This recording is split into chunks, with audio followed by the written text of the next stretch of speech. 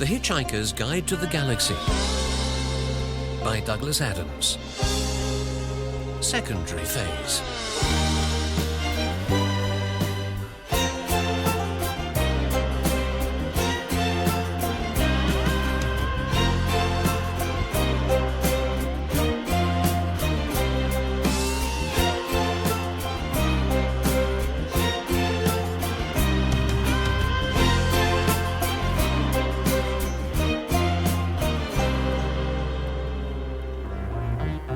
Reason notwithstanding, the universe continues unabated.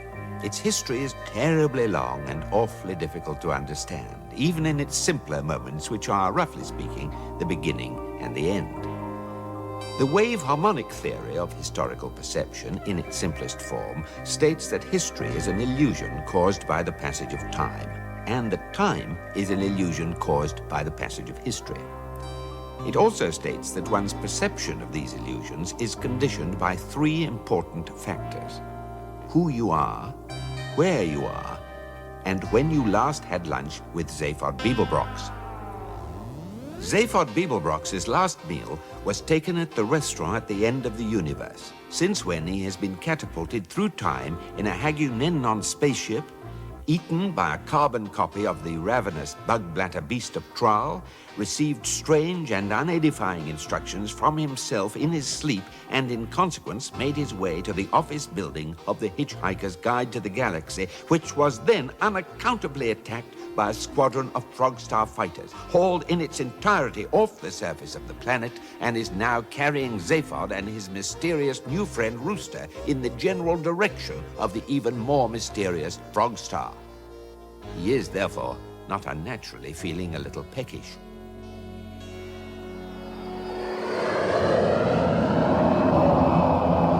Hey, Rooster, is there anything to eat in this situation? Here, Zaphod, suck this.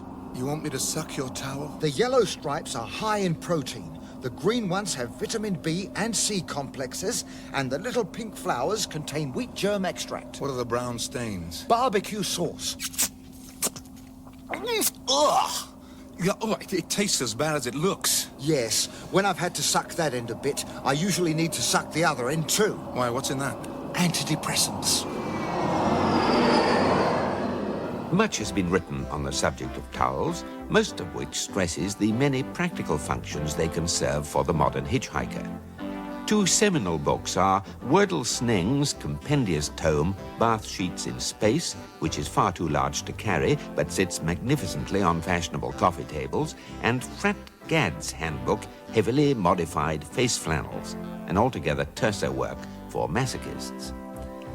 However, only the Hitchhiker's Guide explains that the towel has a far more important psychological value, in that anyone who can hitch the length and breadth of the galaxy, rough it, slum it, struggle against mind-boggling odds, win through, and still know where his towel is clearly a man to be reckoned with.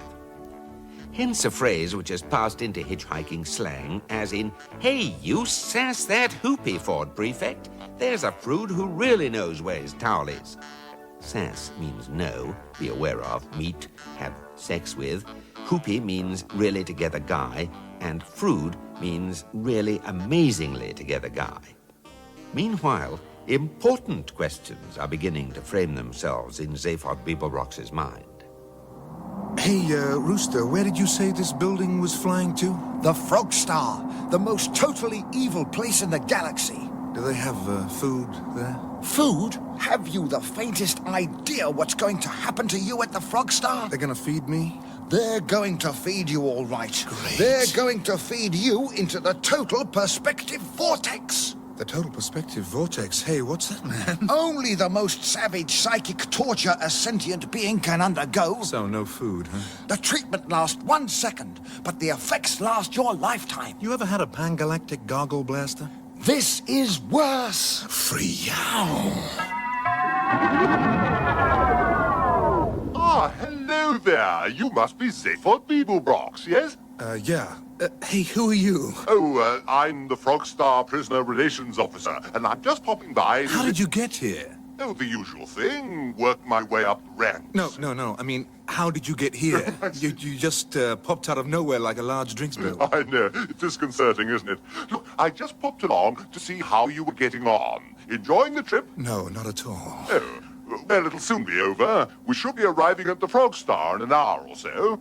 It is, as you may know, the most totally evil place in the galaxy. Even I find it pretty horrifying, and I'm one of the most evil people on it. Yeah? Oh, yes, you're quite staggeringly nasty. Anyway, enough of me. How about you?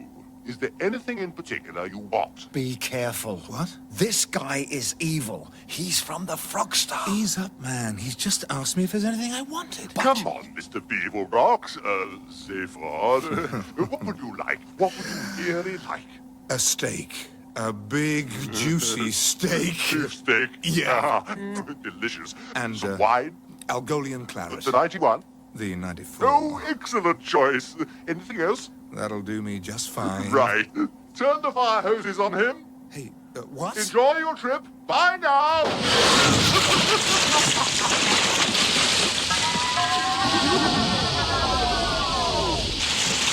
Don't say that I didn't warn you, Beeblebrox. Well, what the hell was the point of all that? They're just playing with you, softening you up. I told you, they're going to put you into the total perspective vortex. What is this thing? What does it do? The principle is very simple.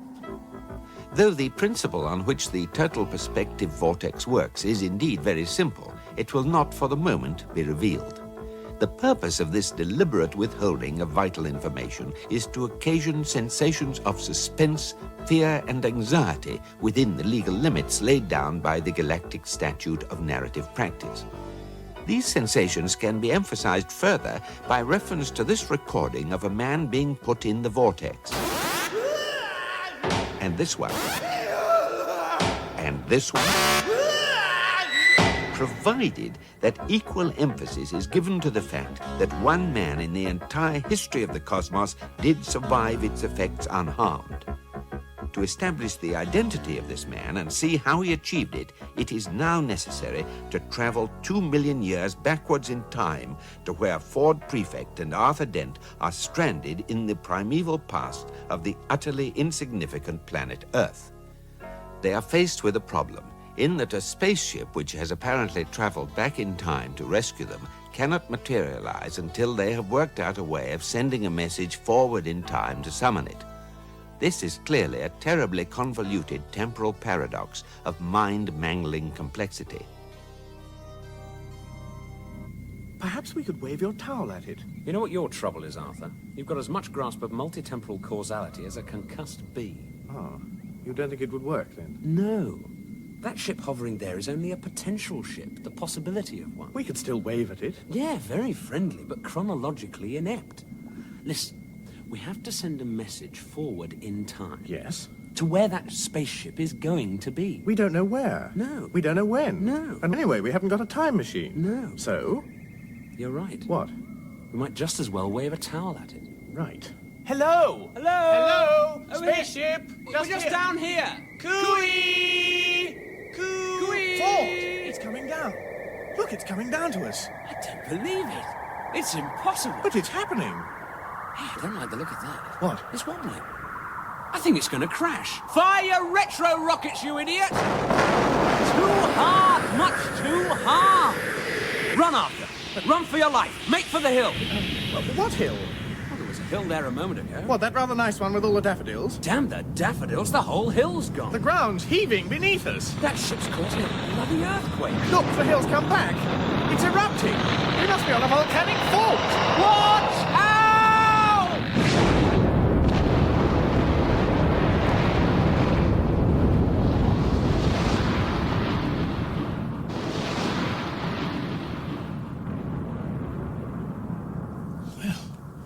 We did it. Yeah. We flagged down a logically non-existent spaceship with a towel. Yeah, great. Marvelous. Wonderful. Terrific.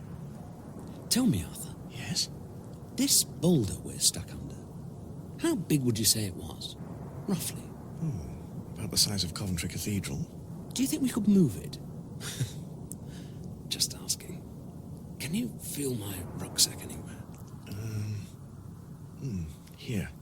You see, it's in these sorts of situations that it's really good to have a guide to help you. What? The Hitchhiker's Guide to the Galaxy. It tells you what to do in any eventuality. What? Even being stuck in a crack in the ground beneath a giant boulder which you can't move with no hope of rescue? Yeah. It'll have something. Watch. What to do if you find yourself stuck in a crack in the ground underneath a giant boulder you can't move with no hope of rescue. Consider how lucky you are that life has been good to you so far. Alternatively, if life hasn't been good to you so far, which, given your current circumstances, seems more likely, consider how lucky you are that it won't be troubling you much longer. It's time I did something about that book. Shame we lost the towel. What happened to it? Blew away in the wind. Fell in the river and a stream of lava rolled over it. It'll give the archaeologists something to think about. Prehistoric towel discovered in lava flow. Was God a Marks and Spencer sales assistant? What are you doing, Arthur? Feeling the rock above my head. It seems to be humming. Humming? Why should a rock hum? Perhaps it feels good about being a rock. No, I mean it's vibrating. As if it's got an engine in it. You're crazy.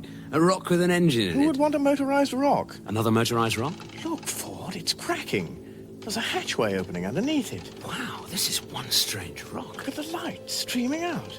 Did you ever see anything like that before? Not when I've been in a legal state of mind. Look, a figure silhouetted against the light, coming down the ramp, walking towards us. Staggering towards us. It's hard to see, so much light. He's in a bad way. He's stumbling towards a crack in the ground. Look, he's going to fall. Look out!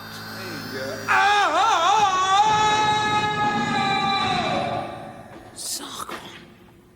You know who I think that is? The faces look familiar. Yeah. It's Zaphod. What's he doing coming out of a rock? Well, who says he needs a reason? Well, come on, we've got to help him. Zaphod? Zaphod, you seem to have fallen down a 30-foot hole. I think he knows that. Is he all right? But what does it look like? Zaphod? Zaphod, what happened to you? My head hurts. Can you tell me what happened? They took me to the Frog Star. The Frog Star? What's the frog? Shh. I've been in the total perspective vortex. Oh, no. Yeah. What's the total? Quiet. Ford, I'm very ill. Well, if you've been in that thing... Very ill. Very, very ill. What's the vortex? The vortex is the worst thing that can happen to anybody. Oh, no, the vortex was okay, but afterwards... Afterwards? After the vortex? Yeah, well, I had to celebrate, didn't I? I'd been drunk for a week. Oh, my heads are killing me. Look, will you help me out? Hi there, guys. This is Eddie, your shipboard computer, welcoming you back on board the starship Heart of Gold. We are currently heading away from planet Earth on improbability drive, and all systems are just tickety-boo. Here we are again, happy as can be. Okay. Well, guys, you must be so amazingly glad to see me, you can't even find words to tell me what a cool fruit I am. What a what? I know how you feel. I'm so great I get tongue-tied talking to myself. Hey, it's good to see you, Ford, and Monkey Man. Listen, I come from an ancient and distinguished race. Of hairdressers. Thank you, Ford. Hey, Zaphod! Hey, Ford, put it there. Hey! Yeah, and there. Hey! And there. Hey! And there. Whoa! But look, how did you escape from the hag and then on? Simple, I got lucky. How did you get this ship back? I got lucky. But how did you find us? I got your towel. What? Mailed by meteorite. Hey, that was a really neat trick. How did you do it? Do what? Get the towel fossilized, so when the planet blows up, 2 million years later, it gets hurled off into space and picked up by the improbability drive. Hey? How did you work it all out? We didn't. I just dropped the towel. Oh, so you got lucky too. That's cool. Hey, man, we are going to need a lot of luck where we are going next. Where's that? I'll tell you when you've asked me what happened on the Frog Star. What's the Frog Star? I thought you'd never ask. Many stories are told of Zaphod Beeblebrox's journey to the Frog Star. 10% of them are 95% true, 14% of them are 65% true, 35% of them are only 5% true, and all the rest of them are told by Zaphod Beeblebrox. Only one wholly accurate account exists, and that is locked in a trunk in the attic of Zaphod's favorite mother, Mrs. Alice Beeblebrox of 10 to the 8th Astral Crescent, Zufruzelchester, Beetlejuice 5. Though countless people have tried cajolery, bribery, or threats to get hold of it, she has carefully guarded it from all eyes for many years, waiting for what she calls the right price. But one fairly well-documented episode is referred to by Beeblebroxologists as the "Hey Rooster, I've just had this really hoopy idea" incident. Hey, Rooster, I've just had this really hoopy idea. We're in this wrecked building, right? Right. And the building's in this really amazing force bubble, right? Right. And the force bubble's flying through interstellar space, right? Right. And there are 7 Frogstar fighters towing us at about hyperspeed 12 to the Frogstar, right? It had better be a good idea, Beeblebrox. Oh, it's a smash! You want to hear it? Okay. Let's go to a discotheque. Are you crazy? What's the matter? Don't you like discotheques? Look, I got this free invite some cat was giving out in the street. Here it is. Ah, I'm with you, Beeblebrox. You reckon we could slide this plastic invite into a door lock, break out of the building, climb into one of the Frogstar fighters, and then maybe overpower all the guards with this terrifying, small, plastic card? Look at the card, will you? Wormhole Disco. Loudest noise on Beetlejuice. Free body debit for one night only. What's a body debit? Oh, you have been roughing it for too long, Rooster. You missed out on progressive consumerism. Look, an old-style credit card, you press the panel on the card, it makes an instant debit on your bank account and an instant credit to the shop's account, right? I prefer hard cash. If you can't scratch a window with it, I don't accept it. Yeah, but get this. Body debit means you press this card and it debits all your molecules from where you're standing and your body goes into credit somewhere else. In the disco. Right. Escape. Yeah. It had better be a good disco. Listen, if it was a good disco, they wouldn't have to give away body debit cards. Right, Rooster, we are going to groove our way out of here.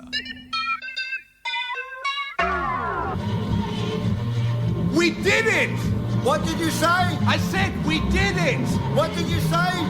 What? I said, what did you say? I can't hear! What? What? What? What? Hi there, baby. Hi there, baby. You want to dance? No! Do I look like I want to You dance? look like it to me. I must have got my wrong body on. Suit yourself then. Hi there, baby. You want to dance?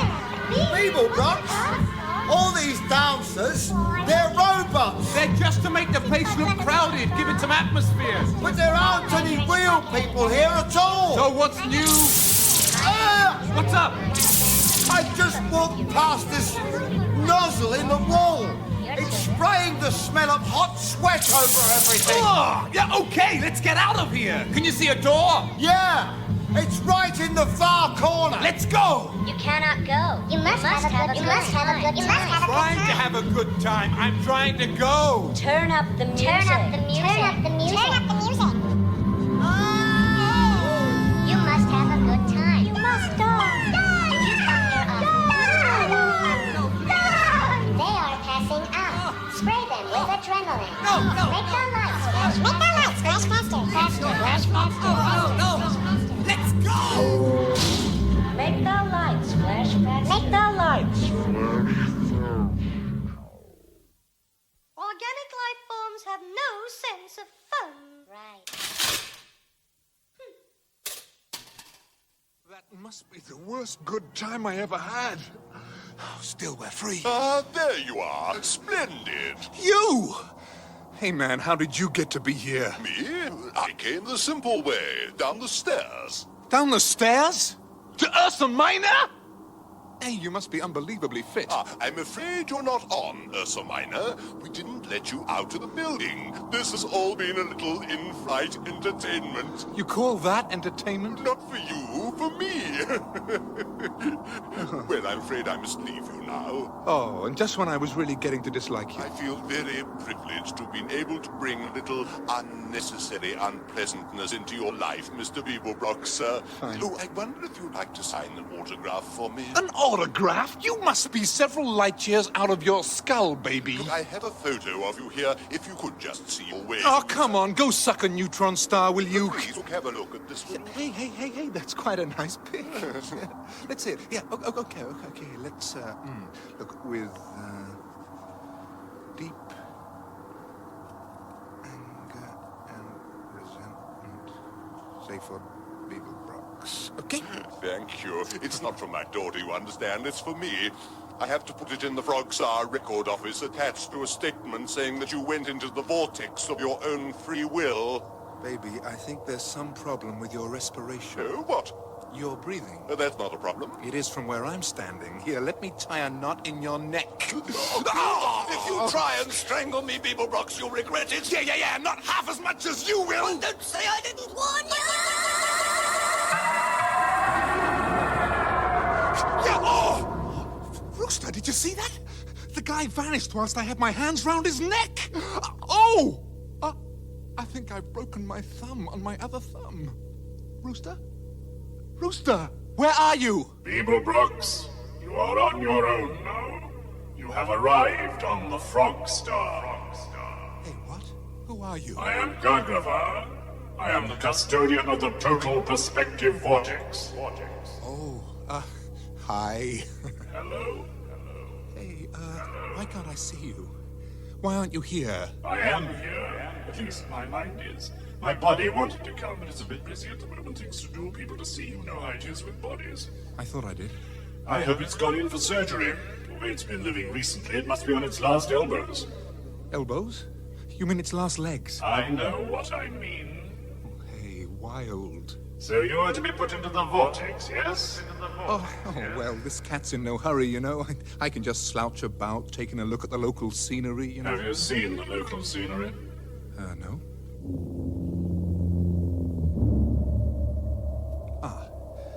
Okay, well, I'll just slouch about then.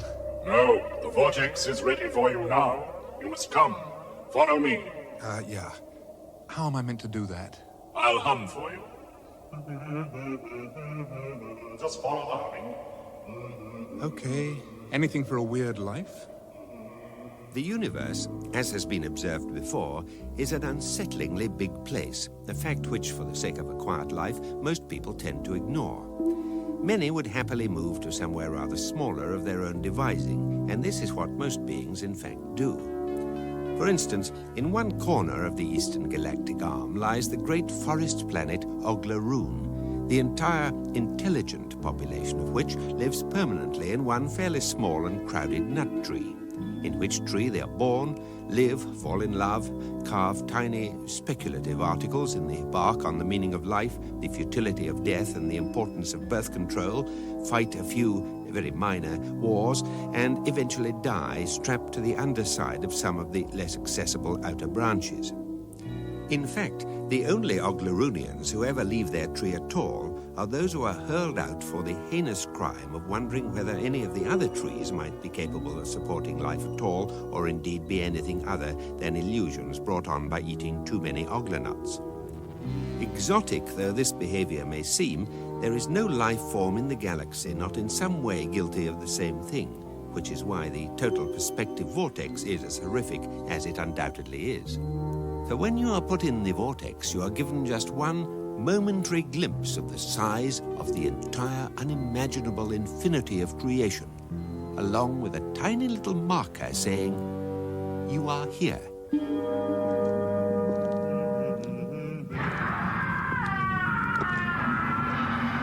Hey, man, what was that? A man being put in the vortex, I'm afraid. We're very close to it now. Hey, it sounds really bad. Couldn't we maybe go to a party or something for a while, think it over? No? For all I know, I'm probably at one. My body, that is. It goes to a lot of parties without me. Says I only get in the way. Hey, oh, hey. I can see why it wouldn't want to come here. This place is the dismalest. Looks like a bomb's hit it, you know? Several have. It's a very unpopular place. The vortex is in the heavy steel bunker ahead of you. The universe does that to a guy? The whole infinite universe. The infinite suns. The infinite distances between them. And yourself, an invisible dot on an invisible dot. Infinitely small. Infinitely small. Infinitely small. Hey, I'm safe on Beeblebrox, man, you know? That is precisely the point. Enter. Hey, what, now? Now. It doesn't look like any kind of a vortex to me. It isn't. It's just the lift. Enter.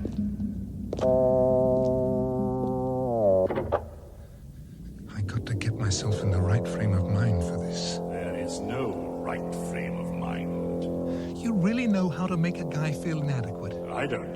The vortex does. There. The vortex. The total perspective vortex. Enter, Beeblebrox. Enter the vortex. Enter the vortex. Okay.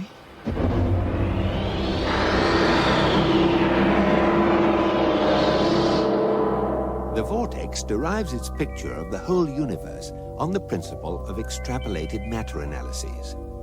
To explain, since every piece of matter in the universe is in some way affected by every other piece of matter in the universe, it is in theory possible to extrapolate the whole of creation, every galaxy, every sun, every planet, their orbits, their composition, and their economic and social history from, say, one small piece of fairy cake. The man who invented the total perspective vortex did so, basically, in order to annoy his wife. Trintragula, for that was his name, was a dreamer, a speculative thinker, or, as his wife would have it, an idiot.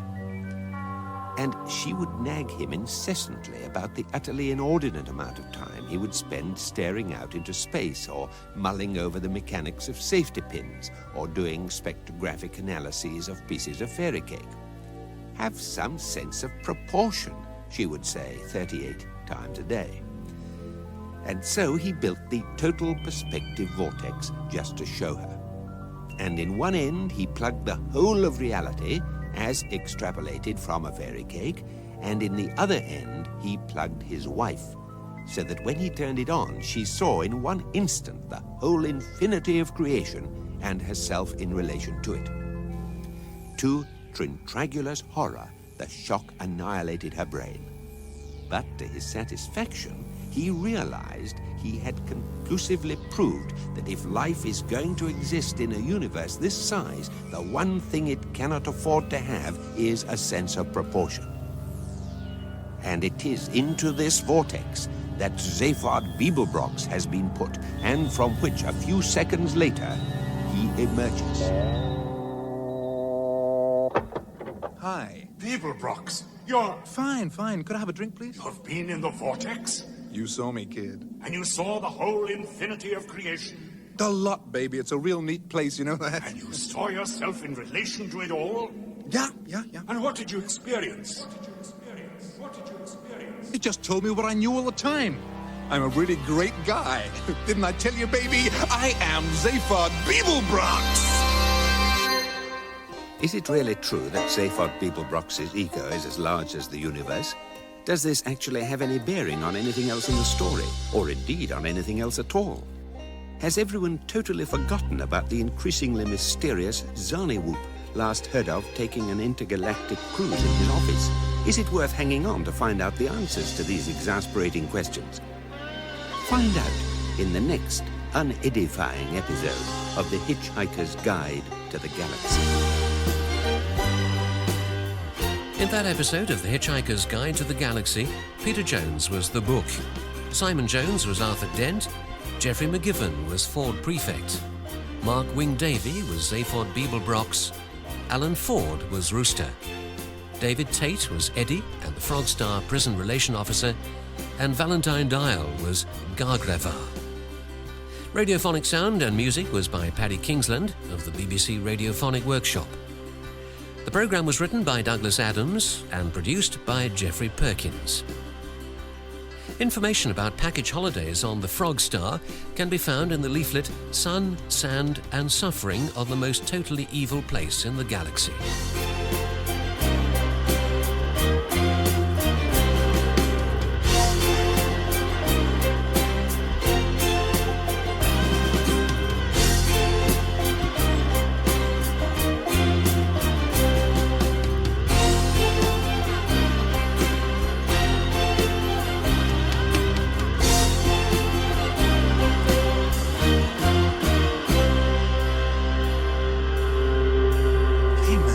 Of fairy cake?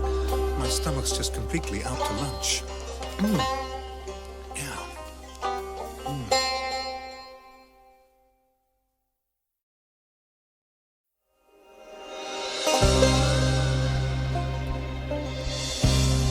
The Hitchhiker's Guide to the Galaxy by Douglas Adams. Secondary phase.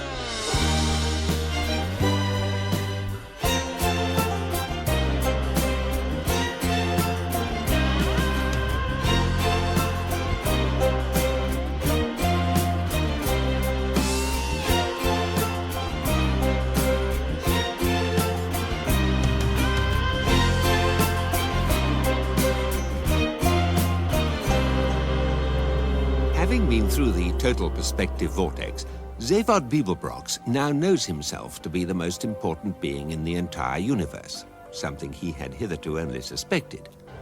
It is said that his birth was marked by earthquakes, tidal waves, tornadoes, firestorms, the explosion of 3 neighboring stars, and shortly afterwards by the issuing of over 6.75 million writs for damages from all the major landowners in his galactic sector.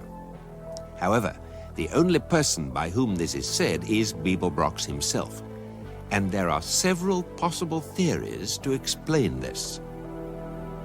Ford? Yeah? He's totally mad, isn't he? Well, the border between madness and genius is very narrow. Well, so's the Berlin Wall. The Berlin Wall, the border between East and West Germany. It's very narrow. I mean, the point I'm making was very narrow. Get your tenses right. Thank you. Anything wrong? On Earth, we have a word. Had a word? Had a word called tact. Oh, yeah? Yes. And what happened to it? Well, apparently it's not in common usage except no, on Earth. not the word. The Earth. You know very well. It got demolished to make way for a hyperspace bypass. Ah, but that was all done away with centuries ago. No one demolishes planets anymore. Well, the Vogons did. Vogons? Yes. Odd, that. You mean they had another reason? Well, it could be. Probably not important, though. I only bring it up because I've been watching the screen, and there's been a Vogon fleet 5 light years behind us for the last half hour. What? Where's Zaphod? A Vogon fleet? Yeah, where's Zaphod? Well, he's in his cabin signing photographs of himself. To myself, with frank admiration. But why are the Vogons Hey, following Marvin. us? What do you want? Give Zaphod a yell, will you? Mind-taxing time again, is it? Just get on with it. I've just worked out an answer to the square root of -1. Go and get Zaphod. It's never been worked out before. It's always been thought impossible. Go and get... I'm going. Pausing only to reconstruct the whole infrastructure of integral mathematics in his head, he went about his humble task, never thinking to ask for reward, recognition, or even a moment's ease from the terrible pain in all the diodes down his left side. Fetch Beeblebrox, they say, and forth he goes. That'd be a service. Don't you think we should do something for him? We could rip out his voice box for a start. What are you in such a mood about? I'm worried about them. The Vogons? Vogons, yeah. Prostetnik Vogon Jeltz was not a pleasant sight, even for other Vogons. His highly domed nose rose high above a small, piggy forehead. His dark green rubbery skin was thick enough for him to play the game of Vogon politics and play it well, and waterproof enough for him to survive indefinitely at sea depths of up to 1,000 feet with no ill effects. Not that he ever went swimming, of course. He was the way he was because billions of years ago, when the Vogons had first crawled out of the sluggish primeval seas of Vogsphere and had lain panting and heaving on the planet's virgin shores, when the first rays of the bright young Vogsol sun had shone across them that morning, it was as if the forces of evolution had simply turned away in disgust and given up on them there and then. They never evolved again. They should never have survived. Meanwhile, the natural forces on the planet Vogsphere had been working overtime to make up for their earlier blunder. They brought forth scintillating, jeweled, scuttling crabs, which the Vogons ate, smashing their shells with iron mallets, and elegant gazelle-like creatures with silken coats and dewy eyes, which the Vogons would catch and sit on.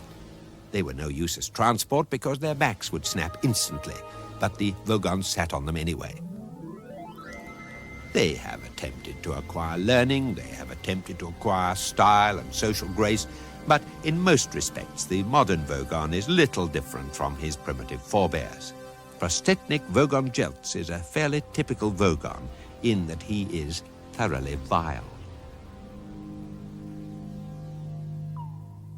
Is that definitely the ship? Affirmative, Captain. We have confirmed positive identification. Don't answer back. What? I said don't answer back. I was just answering. Don't interrupt. I wouldn't dare, Captain. Yes, you would. You just did. You dared to lie to me. No, Captain. Don't contradict me. I didn't, Captain. Well, you did just then. What? I said don't... I didn't mean to. Don't interrupt, guard! Captain!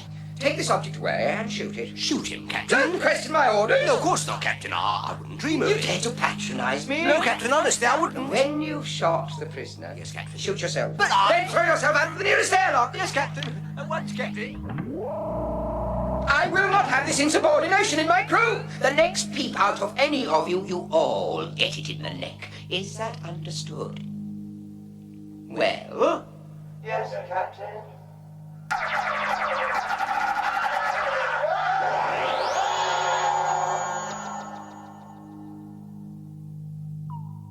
Computer!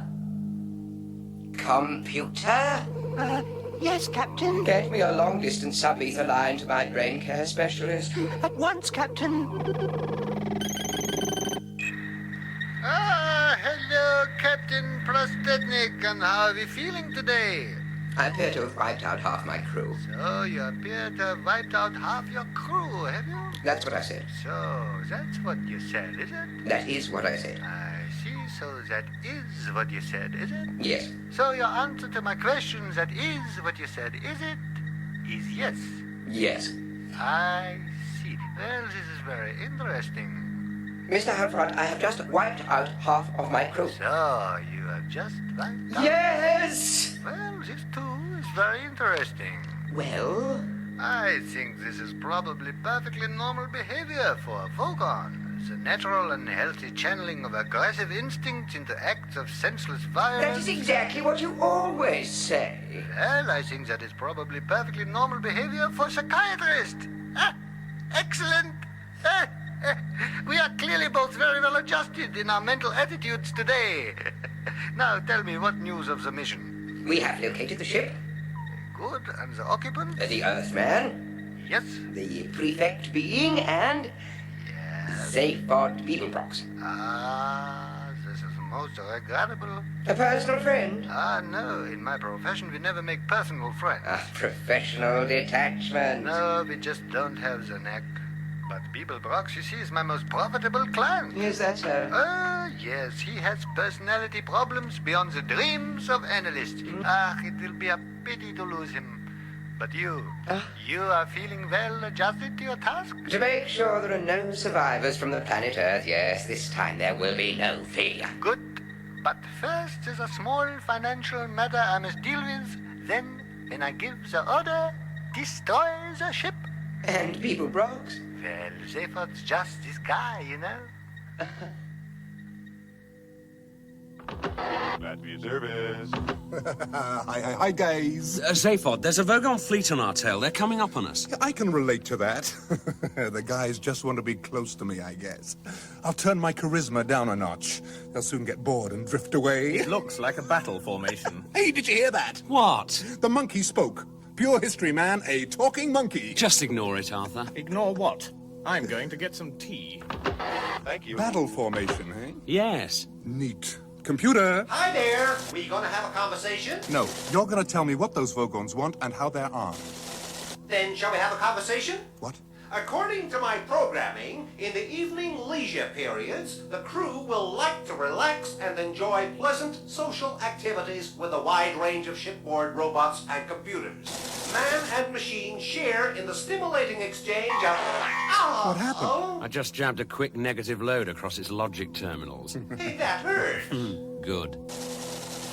To counteract the restlessness caused by long stretches of deep space flight, the crew will occasionally like to let off steam by playing electronic Halmer. Gee, would that be a great idea, fellas? Halmer or space battle? Computer, we've got Vogons on our tail. Okay, I'll be the Vogons. When you hear the blip, you... could you be a little more relaxed about this, guys? Turn it off. Okay. If you have any problems you'd like to talk over, we can get together. Now what? What? Without the computer, we're defenseless. Assuming they mean to attack. Oh, yes, assuming that, of course. They may just have popped round to have a quick game of Halma. It's kind of as if they're waiting for something. Zaphod Beeblebrox? Hey, man, it's a message. Hey, Zaphod, how you doing, my old schizo-psychic cerebral fruitcake? Who's the Z? I think it's my analyst. I was just going through some old accounts, you know. It's and my analyst. I was just wondering... Yeah. Hi there, Gag. Can you call back? The Vogons are closing in, Zaphod. It's only a small matter, I know, Yeah, but... it's just that I think we're under attack at the moment. I hardly like to bother you about a mere $5.5 million Altarian dollars. I'm under attack, man. So you feel you're under attack, do you? Would you like to talk about it? Listen, this is for real, man. Spaceships, detonate kill cannons, the whole bit. So you feel it's for real, do you? This is very encouraging. Your delusions are getting grinder and grinder. That will be $6 million Altarian dollars if you could just Here's a down instruct your payment, computer to... Hellfront. The sum what we were just talking Terrific. No computer, no communications. They'll be in firing range in a few seconds. Okay, well, let's not hang about. Get the computer back in. We'll improv out of here, Zappo. Hi there. Computer, get us on an improbability trajectory out of here pronto. Sorry, guys, I can't do that right now. All my circuits are currently engaged on solving a different problem. Now, I know this is very unusual, but it is a very difficult and challenging problem, and I know that the result will be one we can all share and enjoy. Share and enjoy. Share and enjoy is, of course, the company motto of the hugely successful Sirius Cybernetics Corporation Complaints Division, which now covers the major land masses of 3 medium-sized planets and is the only part of the corporation to show a consistent profit in recent years. The motto stands, or stood, in 3-mile-high illuminated letters near the Complaints Department spaceport on Edrax. Share and enjoy. Unfortunately, its weight was such that shortly after it was erected, the ground beneath the letters caved in and they dropped for nearly half their length through the underground offices of many talented young complaints executives, now deceased. The protruding upper halves of the letters now appear in the local language to read, "Go stick your head in a pig," and are no longer illuminated, except at times of special celebration. At these times of special celebration, a choir of robots sing the company song, Share and Enjoy. Unfortunately, again, another of the computing errors for which the company is justly famous means that the robots' voice boxes are exactly a flattened fifth out of tune, and the result sounds something like this. Share and enjoy, journey through life with a plastic boy or girl by your side. Let your pal be your guide, and when it breaks down or starts to annoy, or grinds when it moves and gives you no joy, 'cause it eats at your hat or has sex with your cat, let oil on your wall or rent off your door, and you get to the point you can't stand anymore. Bring it to us, we won't give a fig, we'll tell you. Go stick your head in a pig. Only slightly worse. One of the Sirius Cybernetic Corporation's creations is the Nutrimatic drink dispenser, one of which has just provided Arthur Dent with a plastic cup filled with a liquid which is almost, but not quite, entirely unlike tea.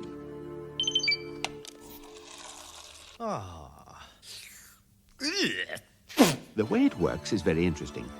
When the drink button is pressed, it makes an instant but highly detailed examination of the subject's taste buds, a spectroscopic analysis of the subject's metabolism, and then sends tiny experimental signals down the neural pathways to the taste centers of the subject's brain to see what is likely to be well received. However, no one knows quite why it does this, because it then invariably delivers a cup full of liquid that is almost, but not quite, entirely unlike tea. I mean, what is the point? Nutrition and pleasurable sense data. Share and enjoy. Listen, you stupid machine, it tastes filthy. Here, take this cup back. If you have enjoyed the experience of this drink, why not share it with your friends? Because I want to keep them. Will you try and comprehend what I'm telling you? That drink... That drink was individually tailored to meet your personal requirements for nutrition and pleasure. Ah, so I'm a masochist on a diet, am I? Share and enjoy. Oh, shut up. Will that be all? Yes. No, look, it's very, very simple. All I want... Are you listening? Yes? Is a cup of tea. Got that? I hear. Good. And you know why I want a cup of tea? Please wait. What? Computing. What are you doing?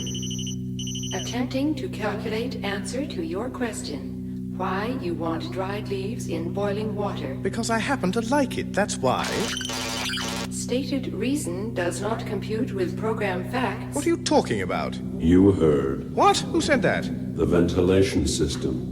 You had a go at me yesterday. Yes, because you keep filling the air with cheap perfume. You like scented air. It's fresh and invigorating. No, I do not. Please calm down.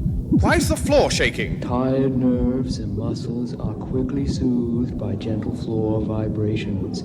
Feel your troubles float away. Just stop it, will you? All of you, stop it! Turn the soothing music off! Turn it off! I order you to turn it off!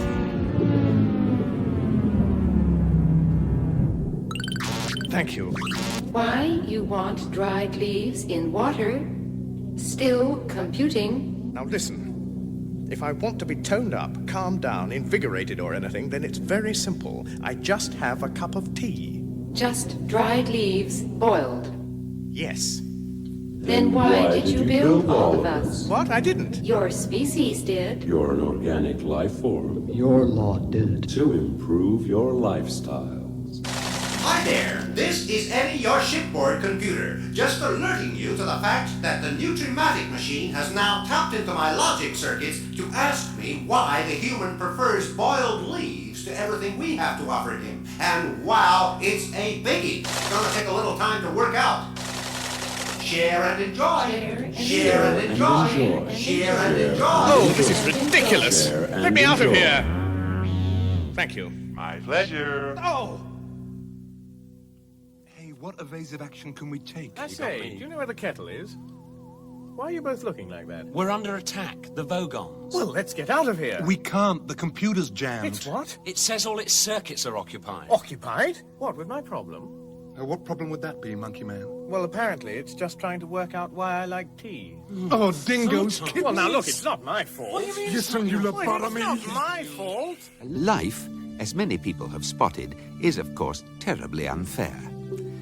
For instance, the first time the Heart of Gold ever crossed the galaxy, the massive improbability field it generated caused 239,000 lightly fried eggs to materialize in a large wobbly heap on the famine-struck land of Pogril in the Pencil system.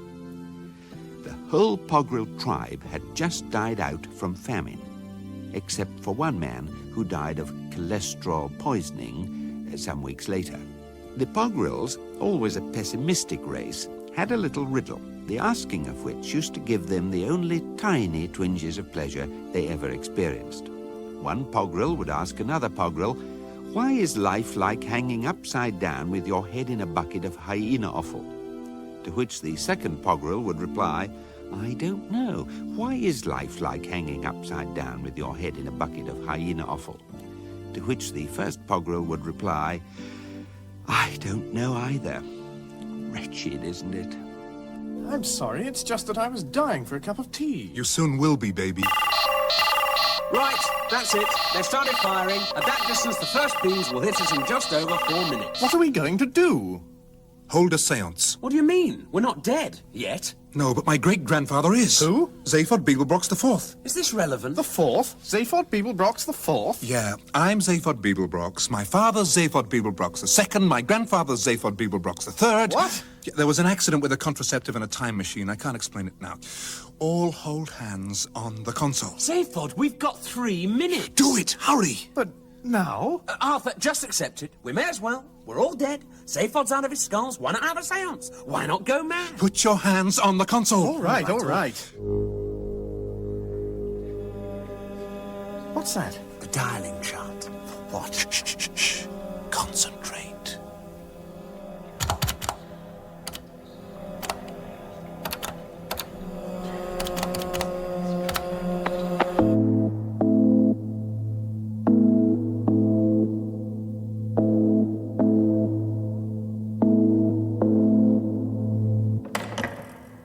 Who disturbs me at this time? Oh, hi. Great-granddad. Zaphod Beeblebrox. Yeah, hi. Look, I'm really sorry about the flowers. I meant to send them along, but, the shop was fresh out of wreaths and... You forgot. Well, Too busy. Never think of other people. The living are all the same. Yeah, but I did mean to, and I very nearly got round to writing to my great-grandmother as well. Condolences. Your great-grandmother? Yeah. How is she now? I'll go and see her. Your late great-grandmother and I are very well.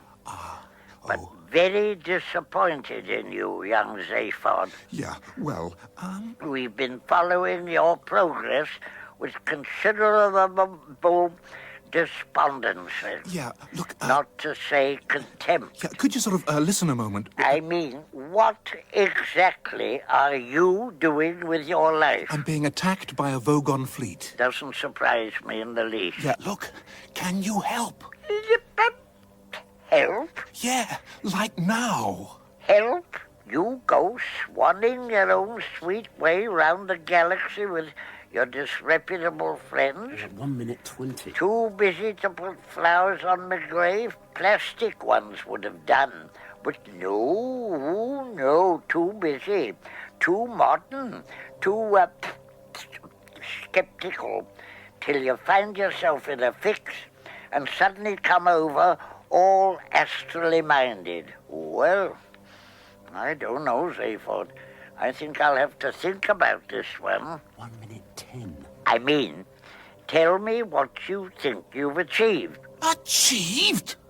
I was president of the galaxy, man. And what kind of a job is that for a Beeblebrox? Hey, what? You know and I know what being president means, young Zaphod. You know because you've been it, and I know because I'm dead. And it gives one such a wonderfully uncluttered perspective. We have a saying up here. Life is wasted on the living.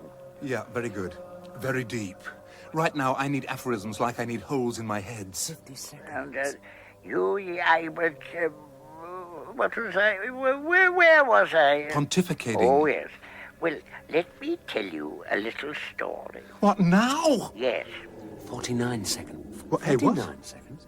Time seems to be slowing down. Yes, I'd hate you to miss the end of it. Hate is, of course, an almost entirely terrible thing.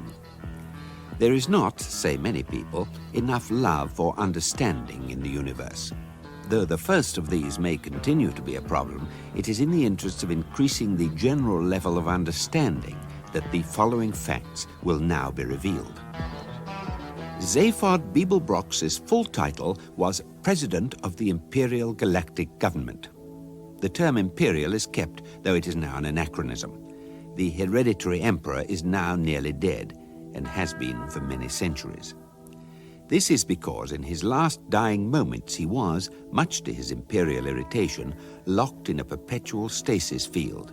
All his heirs are now, of course, long dead, and the upshot of all this is that without any drastic upheaval, political power has simply and effectively moved a rung or two down the ladder and is now seen to be vested in an elected governmental assembly, headed by a president elected by that assembly. In fact, it vests in no such place. That would be too easy. The president's job, and if someone sufficiently vain and stupid is picked, he won't realize this, is not to wield power, but to draw attention away from it.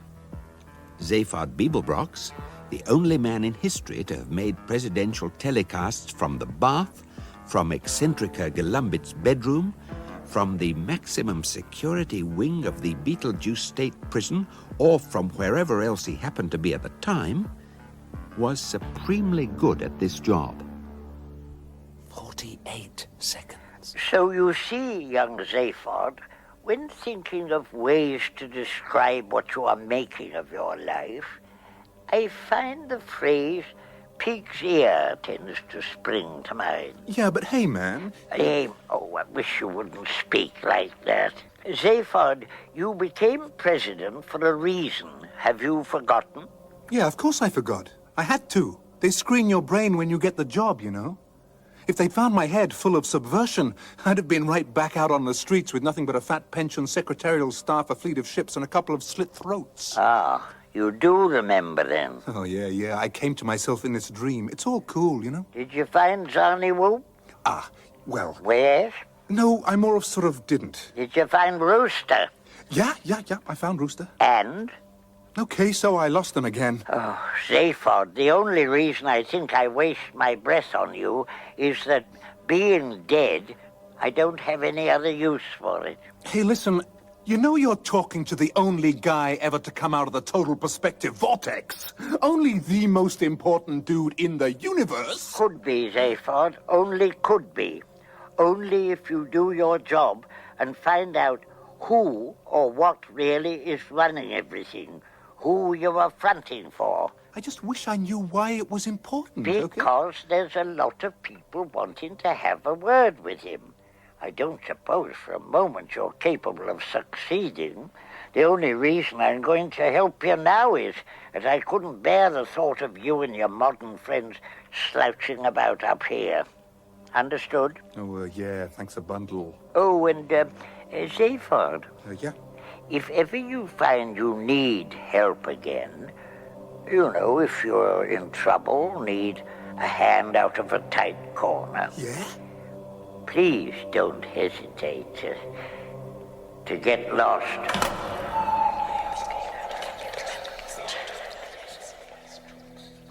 Family's always embarrassing, isn't it? Hi there! This is Eddie, your shipboard computer, right back in here. And I gotta tell you guys that if we don't move out of here within, let's see now, something of the order of, well, by the time I finish working this out, taking trajectory distortion and the space-time curve into account, it'll be 3 seconds less. So let's say a cheerful round number like 20 seconds. Within, well, it's near 18 seconds now, and by the time I finish saying what I'm saying now, it'll be 16 seconds. We're all gonna be goners. Computer, you're working again. Oh, sure. This unearthly voice came and solved my problem for me. Why someone should want to drink dried leaves in boiling water? Answer, because he's an ignorant monkey who doesn't know better. Cute, huh? Listen, you malfunctioning mess of microchips. Hi there! Computer, drive us out of here, now! Maximum improbability! What? Oh, yeah, sure thing.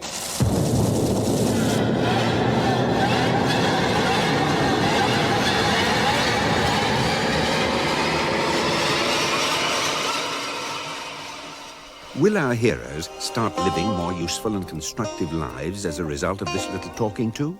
Will it turn out that the reason why Gag Halfront has hired the Vogons to destroy first the Earth and then Arthur Dent is that if the ultimate question is ever found, the universe will suddenly become a good and happy place and all the psychiatrists will suddenly be out of a job?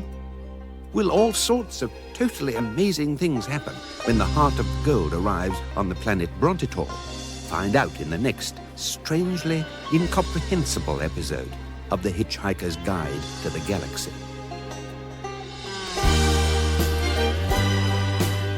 In that episode of The Hitchhiker's Guide to the Galaxy, Peter Jones was the book. Simon Jones was Arthur Dent. Geoffrey McGivern was Ford Prefect and the ventilation system. Mark Wing-Davey was Zaphod Beeblebrox. Stephen Moore was Marvin, Gag Halfront and Vogon Guard. David Tate was Eddie, Vogon Guard and Vogon Computer. Bill Wallace was Vogon Captain. Louine Willoughby was the Nutrimat Machine, and Richard Goulden was Zaphod Beeblebrox IV. Radiophonic sound and music was by Paddy Kingsland of the BBC Radiophonic Workshop. The programme was written by Douglas Adams and produced by Geoffrey Perkins. Tea is now obtainable from most mega markets in a variety of easy-to-swallow capsules.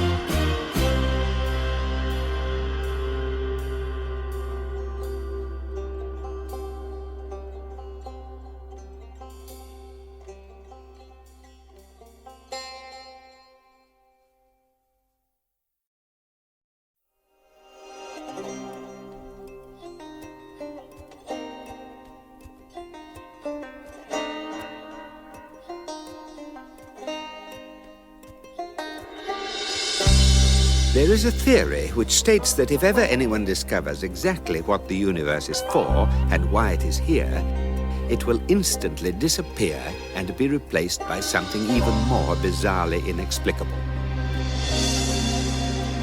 There is another theory which states that this has already happened.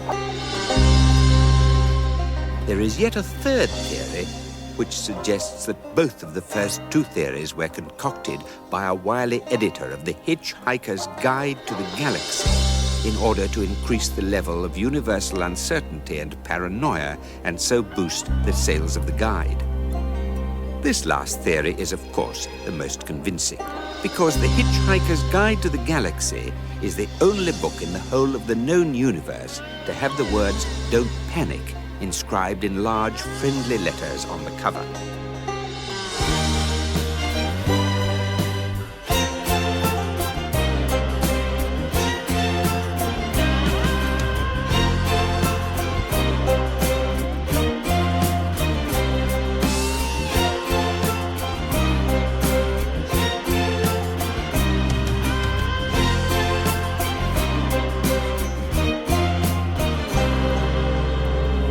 Ursa Minor is almost certainly the most appalling place in the universe.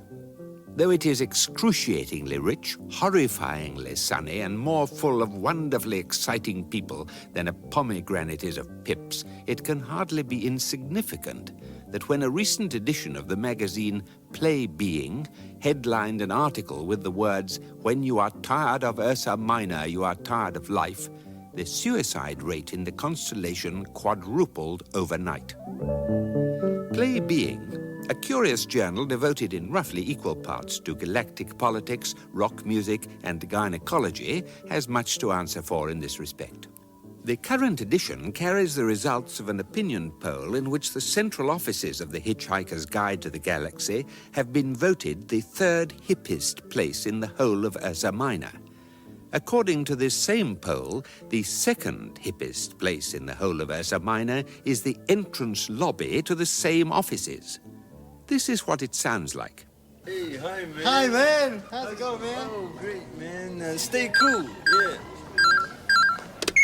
Hello? Yes? Megadodo Publications, home of the Hitchhiker's Guide to the Galaxy, the most wholly remarkable book in the whole of the known universe. Can I help you? What? Yes, I passed your message on to Mr. Zarny Whoop, but I'm afraid he's too cool to see you right now. He's on an intergalactic cruise. Yeah, he is in his office, but he's on an intergalactic cruise. And according to this same poll in Play Being, the hippest place in the whole galaxy is the left cranium of the fugitive galactic president, Zaphod Beeblebrox. Just entering the air traffic space of Ursa Minor Beta is an enormous Arcturan megafreighter carrying a larger number of copies of Play Being than the mind can comfortably conceive. Ursa Minor Beta Air Traffic Control, this is AMF-3 requesting homing beacon for planetfall. Come in, control. Ursa Minor Beta ADC receiving you. Beacon activated. Automatic docking will proceed in 2 hours. Acknowledge. Thank you, ATC. Oh, makes you sick, doesn't it, Captain? What? Look at the Visi screen. See that big white city there? The whole bloomin' thing is just Hitchhiker's offices. Palm trees and so many swimming pools you need a bloody gondola to get about. Well, that's success for you, isn't it? Is it? Is it? Well, I ask myself, all gone soft, haven't they? Hitchhiking, what do they know about it? Get one of that lot to stick out their thumb, it would probably fall off. I mean, it's all just fat cat business. What's the name of that bloke who runs it now? Maxwell Cat. Well, you know what they say, don't you? They had to move to a bigger planet because he got so fat he kept sliding off the old one. I mean, I've heard they've created a whole electronically synthesized universe in one of their offices so they can go and research stories during the day and still go to parties in the evening. Yeah, bloody clever, of course, but it's got nothing to do with the real galaxy, is it? Nothing to do with life. Talk a lot, didn't you? Yeah, well, there's not much else to do in these ships, is there?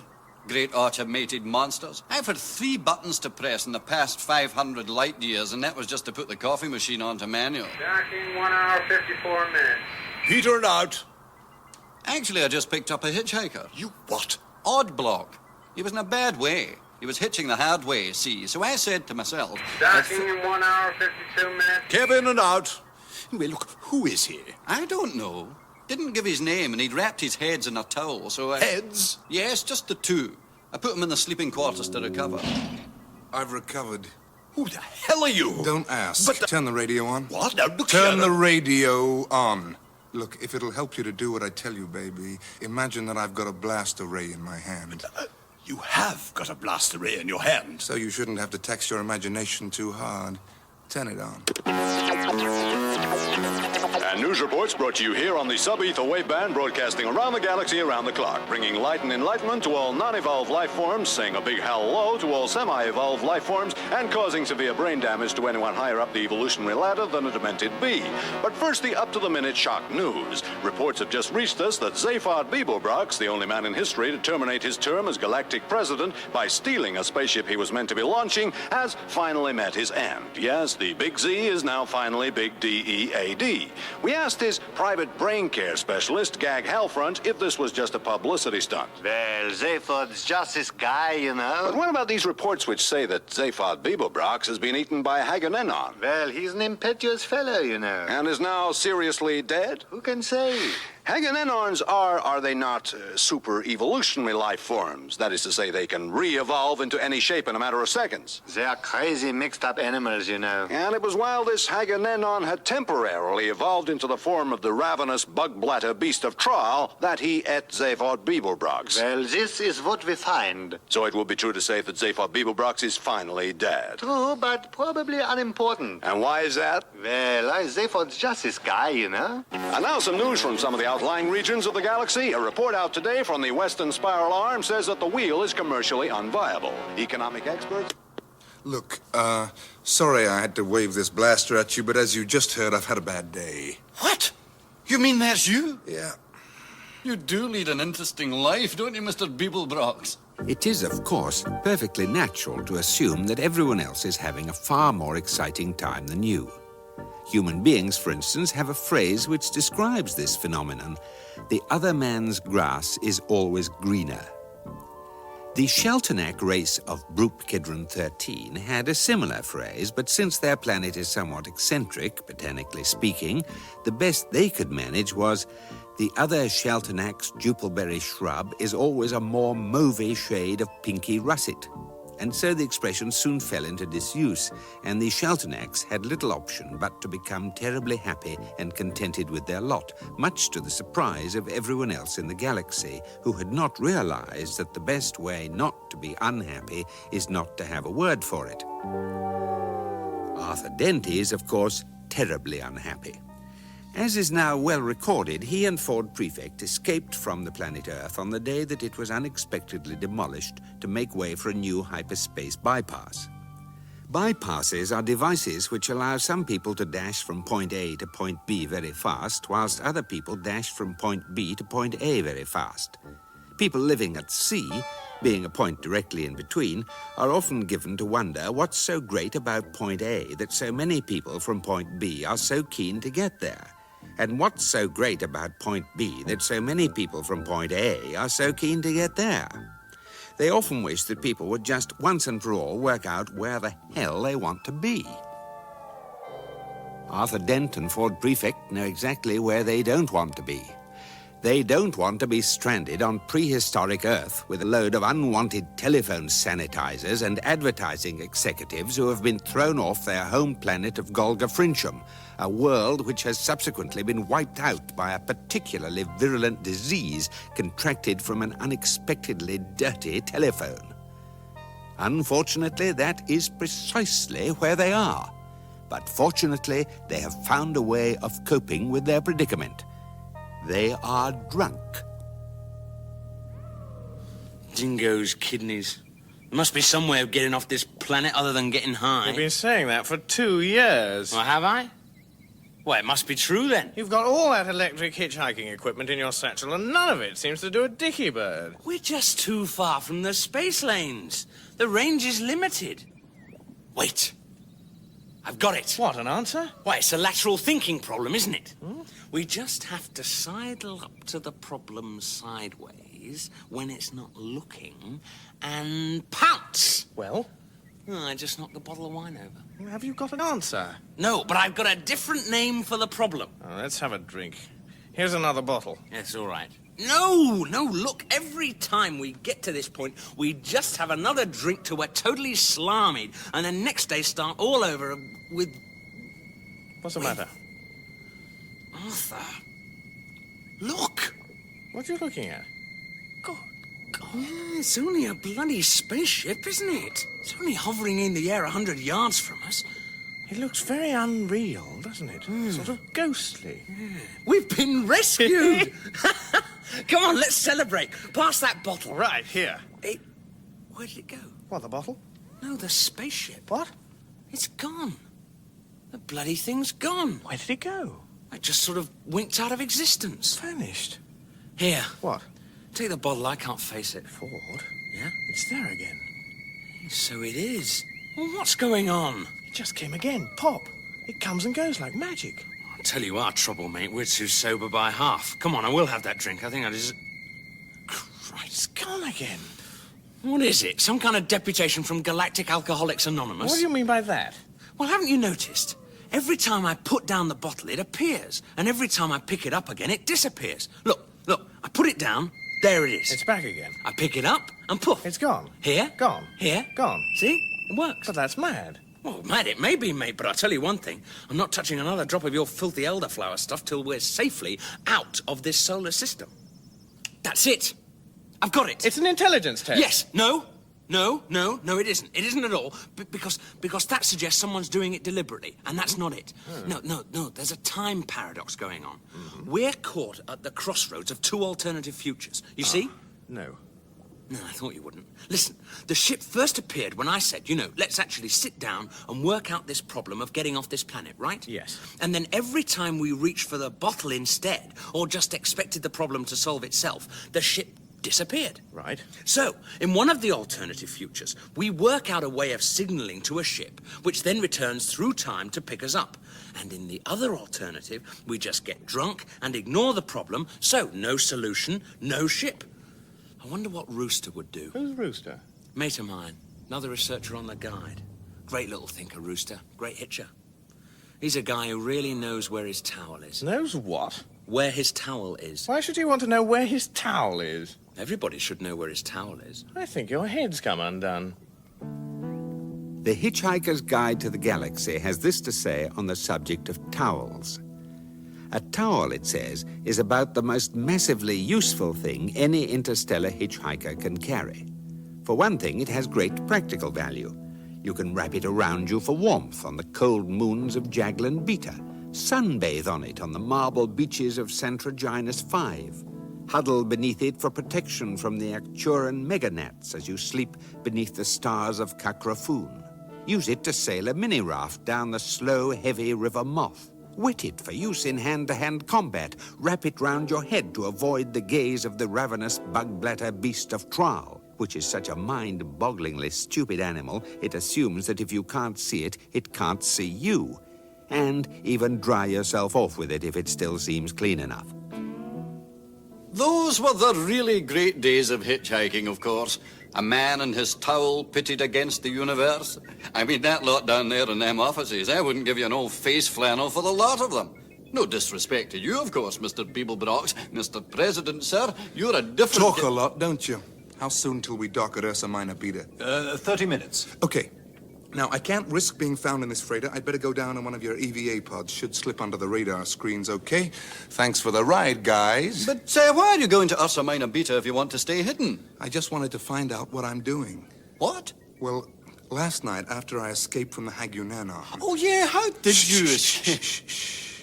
I went, into a deep coma and got this message from a person I admire, respect, and deeply love. Who was that, then? Me. What, a message from yourself? Yeah, it was a message I'd implanted in my own mind 20 years ago, which was triggered off by the coma. And it just told me that the time had come, and I had to go and see this dude I'd never heard of who would tell me something to my disadvantage. Disadvantage? Yeah, so I had to go, didn't I? Why don't you tie a knot in your hanky like anyone else? Style, friend, style. Now, come on, I gotta go. No, but can I just ask you... Yeah, what is it? that Hagunenon that ate you, how did you escape? Oh, no problem. It was a super evolving species, right? Yes. It ate me whilst it was playing at being the ravenous bug bladder beast of Trial. And then, like seconds later, made the mistake of re-evolving into a really neat little escape capsule. It evolved into an escape capsule? Yeah. But that is really incredible. Yeah. I can't help it if I'm lucky. Pod 5, launching.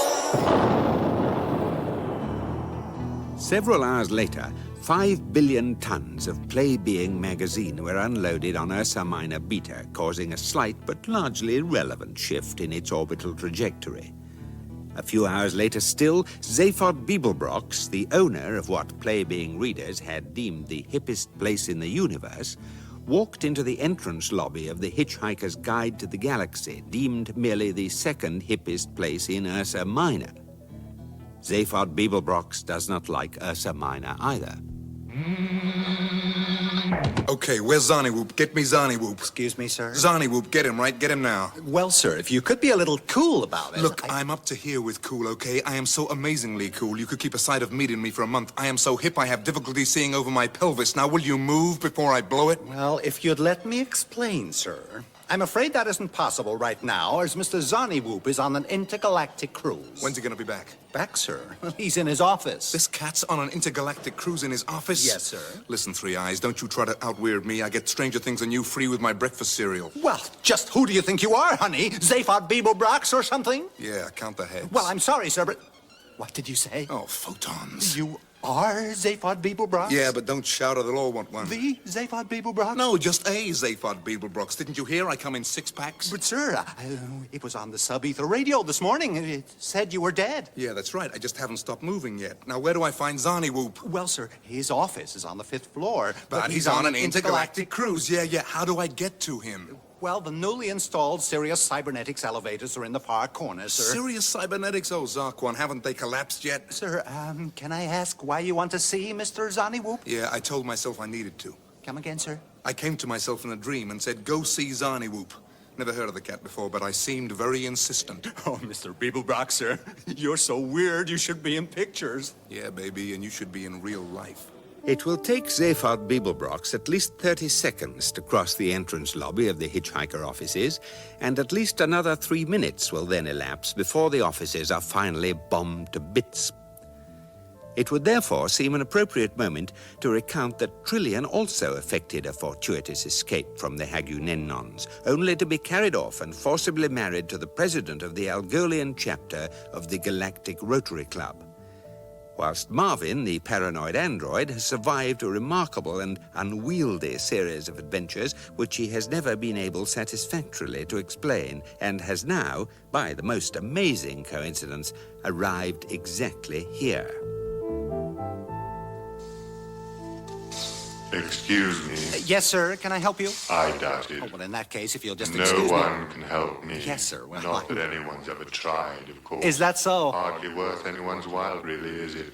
I'm sorry, sir, but if you... Where's the percentage in being kind or helpful to a robot if it doesn't have any gratitude circuits? And you don't have any. I've never had occasion to find out. Listen to me, you miserable heap of matter. Aren't Just you going admit... to ask me what I want? Is it worth it? Is anything? What do you want?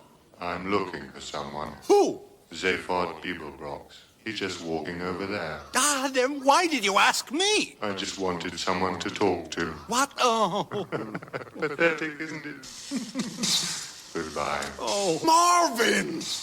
How did you get here? Don't ask. But hey, you crazy psychotic cybernaut, how are you, kid? I'm all right if you happen to like that sort of thing, which personally I don't. Yeah. Hello.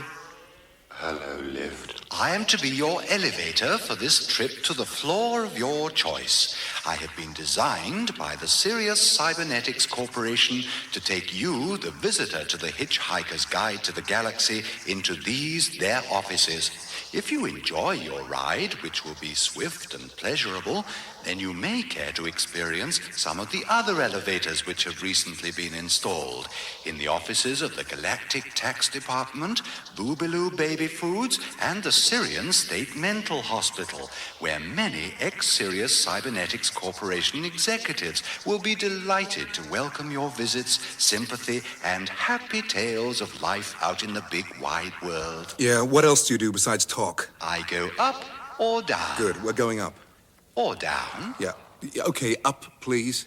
Down's very nice. Oh, yeah? Super. Good. Now, will you take us up? May I ask if you've considered all the possibilities that down might offer you? Like what? Well, there's the basement, the microfiles, the heating system. Nothing particularly exciting, I'll admit, but they are alternative possibilities. Oh, Zarquan's knees, did I ask for an existential elevator? What's the matter with the thing? It doesn't want to go up. I think it's afraid. Of what? Heights? An elevator that's afraid of heights? Of the future. The future? What does it want, a pension scheme? All Sirius Cybernetics elevators can see into the future. It's part of our programming. Going down. Marvin, just get this elevator to go up, will you? We've got to get to Zarniwoop. Why? I don't know, but when I find him, he'd better have one hell of a good reason for me wanting to see him. It should be explained at this point that modern elevators are strange and complex entities. The ancient electric winch and maximum capacity 8-persons jobs bear as much relation to a Sirius Cybernetics Corporation happy vertical people transporter as a packet of peanuts does to the entire west wing of the Syrian State Mental Hospital. This is because they operate on the unlikely principle of defocused temporal perception, a curious system which enables the elevator to be on the right floor to pick you up even before you knew you wanted it, thus eliminating all the tedious chatting, relaxing, and making friends that people were previously forced to do whilst waiting for elevators. Not unnaturally, many lifts imbued with intelligence and precognition became terribly frustrated with the mindless business of going up or down, experimented briefly with the notion of going sideways as a sort of existential protest, demanded participation in the decision-making process, and finally took to sulking in basements. At this point, a man called Gogrilla Mincefriend rediscovered and patented a device he had seen in a history book called a staircase. It has been calculated that his most recent tax bill paid for the social security of 5,000 redundant Sirius Cybernetics workers, the hospitalization of 100 Sirius Cybernetics executives, and the psychiatric treatment of over 17,500 neurotic lifts. 5th floor, and remember, I'm only doing this because I like your robot. Thanks a bundle. Hey, what's that noise? I expect it's the future that I was so worried about, and it's about to get worse. So if you don't mind, I'm going straight back down. Bye now. Left in the lurch by a lift. Hey, you know something, Marvin? More than you can possibly imagine. I'm dead certain this building shouldn't be shaking. Either they've got some vibro system for tuning up your muscles while you work, or the building's being bombed. Who in the galaxy would want to bomb a publishing company? Another publishing company. Beeblebrox! Over here! No, Beeblebrock's over here. Who are you? A friend. Oh, yeah? Anyone's friend in particular, or just generally well-disposed to people? Did you know your building's being bombed? What do you expect? Ever since you arrived on this planet last night, you've been going round telling people that you're safe at Beeblebrox, but they're not to tell anyone else. Well, I'm very insecure. So's this planet now. What is that? A whole battle fleet out there? It's your government out to get you, Beeblebrox. They've sent a squadron of Frogstar fighters. Frogstar fighters? Zarquan! You see the picture? What are Frogstar fighters? Get down! That was a Frogstar fighter? No, that was a Frogstar scout robot out looking for you. Yeah? Hey, what was that? That was a Frogstar scout robot Class B out looking for you. Hey, yeah. And that? A Frogstar robot Class C out looking for you.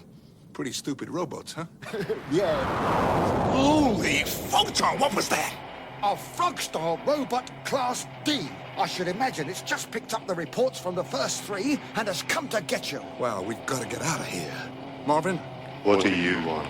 See that robot coming towards us? Suppose you want me to stop it? Yeah. Once you save your skin? Yeah. Down this way. Zarniwoop's office. Is this the time to keep an appointment? It's our only hope of escape. He's got a whole different universe in his office. Marvin, it's all yours. Thanks a heap. Out of my way, little robot. I'm afraid I've been left here to stop you. You? Stop me? Go on.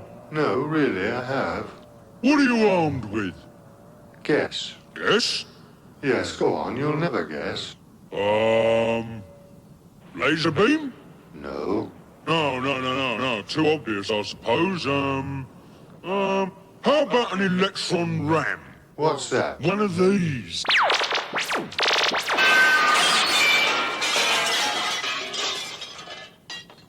No, not one of those. Good though, isn't it? Very good. I know. It must be one of those things with the 12s, you know, whoosh. No, you're thinking along the wrong lines, you know. You're failing to take into account something fairly basic in the relationship between men and robots. I know. I've seen them. They're quite big. No, just think. They left me an ordinary menial robot to stop you, a gigantic heavy-duty battle machine, whilst they ran off to save themselves. What do you think they would leave me with? Well, something pretty damn devastating, I would expect. Expect? Oh, yes, expect. I'll tell you what they gave me to protect myself with, shall I? Yes, all right. Nothing. What? Nothing at all. Not an electronic sausage. Whoa. Doesn't that just take the biscuit? And me with this terrible pain in all the diodes down my left side. Yeah? Oh, that makes me angry. Think I'll smash that wall down.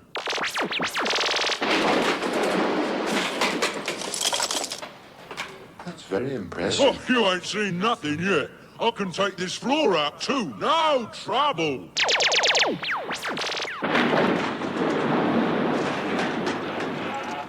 Oh dear.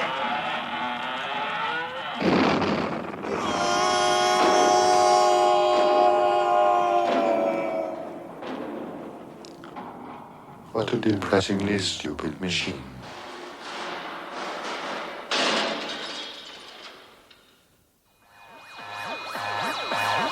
The building's on fire. You certainly make an entrance, don't you, Beeblebrox? Well, it's a terrible building anyway. Don't panic. How do we get to this universe, then? I'm afraid it looks like we don't. Hey, what? The building's cracking down the middle. Yes, that's not all. Look down at the ground. Hey, the ground's going away. Where are they taking it? They're not. They're taking the building. We're airborne. Look, what have I done to deserve this? I walk into a building, they take it away. Let me introduce myself. My name's Rooster, and this is my towel. Hi, Rooster. Hello, Towel. Where are they taking us? The Frogstar. Who is the mysterious Rooster? Who is the even more mysterious Zarniwoop, and why hasn't he even appeared yet? What will Zaphod's bewildering mission turn out to be? Will it be something he finds stimulating and challenging, or will it just be a monster wanting to take over the universe for no very good reason? How long will Ford and Arthur have to stay on the wagon, and when will they be reunited with everyone else in the story? Tune into the next exasperating series of The Hitchhiker's Guide to the Galaxy and find out. In that episode of The Hitchhiker's Guide to the Galaxy, Peter Jones was the book. Simon Jones was Arthur Dent, Jeffrey McGivern, Ford Prefect and Frogstar Robot, Stephen Moore, Marvin, Mark Wing Davey, Zaphod Beeblebrox, Bill Patterson, Assistant Archuran Pilot, David Tate, the Captain, the Receptionist and the Lift, and Alan Ford, Rooster. Radiophonic sound and music by Paddy Kingsland, and further technical jiggery-pokery by John Whitehall and Alec Hale-Munro. The programme was written by Douglas Adams and produced by Geoffrey Perkins. The magazine Playbeing can be obtained over the counter from any moderately disreputable galactic newsagent.